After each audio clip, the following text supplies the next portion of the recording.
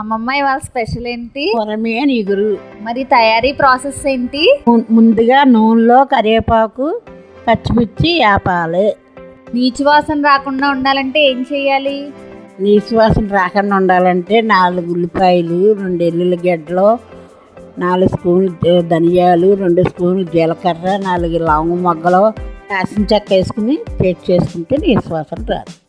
అల్లం వెల్లుల్లి పేస్ట్ కూడా స్పూన్ వేసి మగ్గిన తర్వాత, ఉల్లిపాయ కూడా మగ్గిన తర్వాత అప్పుడు ముక్కలు వేసుకుని తగినంత ఉప్పు కారం వేసుకోండి. కేజీ చేపకి 4 స్పూన్లు వేసాను నేను. కారం ఎక్కువ తినే వాళ్ళు ఇంకేసుకోవచ్చు. ఒక ములిగేంత వరకు నీళ్ళు పోసుకోవాలి. కొరమేను మిగిలిన చేపల మళ్ళీ ఇడిపోదు. నీళ్ళు ఉండగానే కట్టేసుకోవచ్చు, దగ్గర అయిపోద్ది. ఎగురు కదా అని దగ్గర కంటే ఎగురు పెట్టకూడదు. తగినంత ఉప్పు వేసుకోవాలి.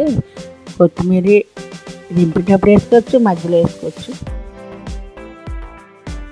ఈ కూర ఉడికేలోపు ఈ వీడియో కనుక నచ్చితే లైక్ చేయండి. సరేనండి, మా అమ్మమ్మ చెప్పింది కదా, ఈ వీడియోని లైక్ చేసి సబ్స్క్రైబ్ కూడా చేయండి ఛానల్ని.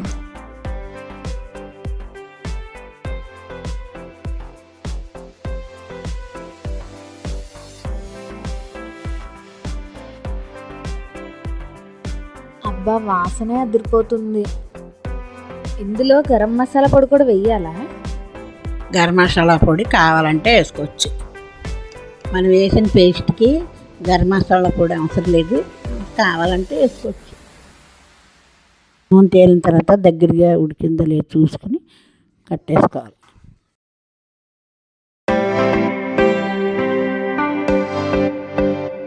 అంతే, కొరమేను ఇగురు రెడీ.